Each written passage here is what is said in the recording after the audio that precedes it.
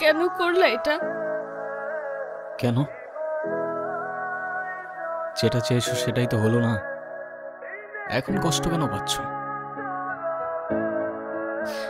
আমি তো ভালোবাসতাম তোমায়, চাইতাম সারাটা জীবন একসাথে থাকতে। তাহলে এটা কেমন ভালোবাসা? জানি না। এরকমটা তো হবার কথা ছিল না কখনো। শুরুটা তো কতটা আলাদা ছিল, একদম ম্যাজিক্যাল, ঠিক যেন রূপকথার গল্পের মতো।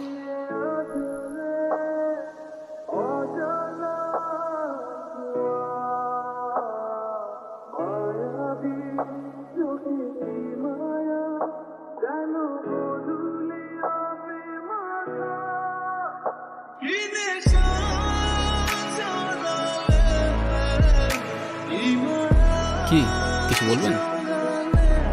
অনেক সুন্দর গান করেন তো আপনি।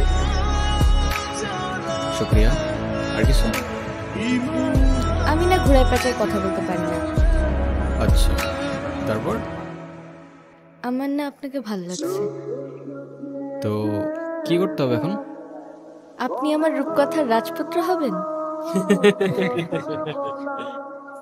না। কেন? আপাতত ফ্রেন্ডশিপ করতে পারেন। ফ্রেন্ডশিপ করে কি হবে? আপনি আমার রাজপুত্র হবেন আর আমি আপনার রাজকন্যা। ভাইয়া আপনারা কিছু মনে করেন না তো, আমার বান্ধবীর স্কুল একটু ঢিলা আছে। এই চল তো তুই।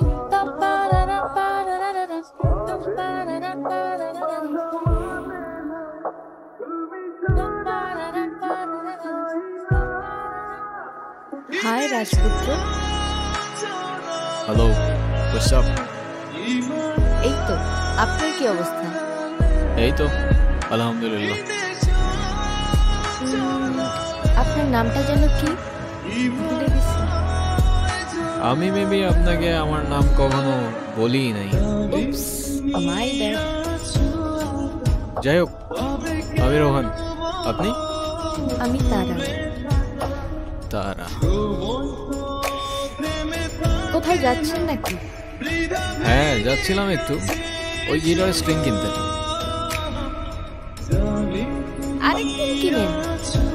চলেন না একটা লং ওয়াকে যাই নেচারের মধ্যে। মানে কি?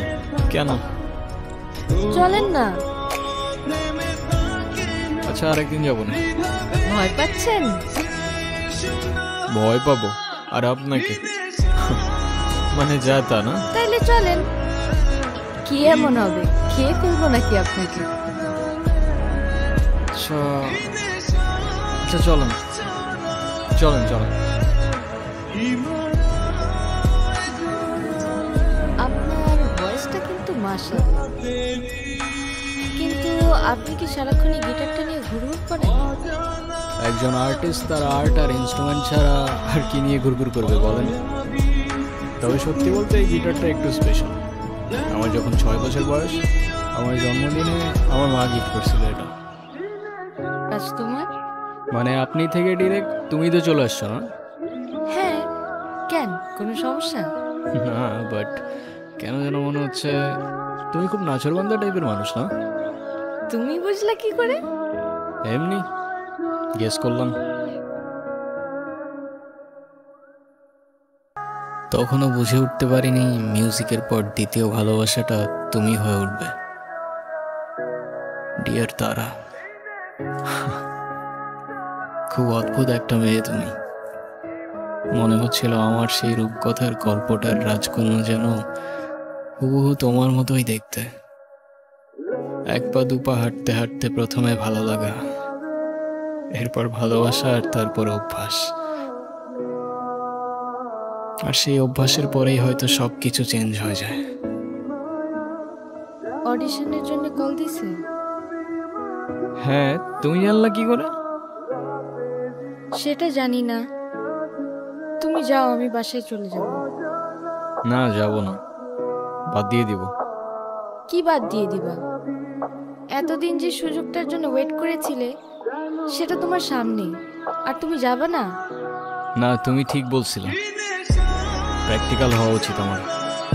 জীবনটা তো আর কোনো রূপকথার গল্প না, তাই না? তাহলে আমি আবার বলছি, আমি ভুলছিলাম। আর আমি বলতেছি তুমি এখনই যাও। কিন্তু না, আর কোনো কথা না। আমি বলছি যাবা তো যাবা, আর ভালো মতো অডিশনটা দিবা, তারপর মিষ্টি নিয়ে আমার সাথে দেখা করতে আসবা। এর আগে কোনো কথা না। যাও যাও যাও যাও যাও। আচ্ছা আচ্ছা, যাচ্ছি।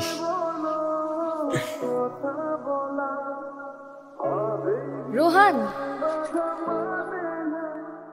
তুমি আমার রূপকথার রাজপুত্র হবা।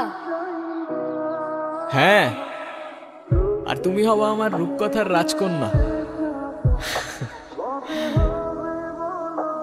হয়তো এই গল্পটা কোনো রূপকথা কিংবা শুধুমাত্র তারার একটা ভ্রম, তবে জীবনটা তো আর কোনো রূপকথার গল্প না। কিন্তু কাছের মানুষগুলো যদি আপনার সাথে সবসময় ছায়ার মতো থাকে, জীবনটা রূপকথার চেয়ে কোনো অংশে কমও যায় না।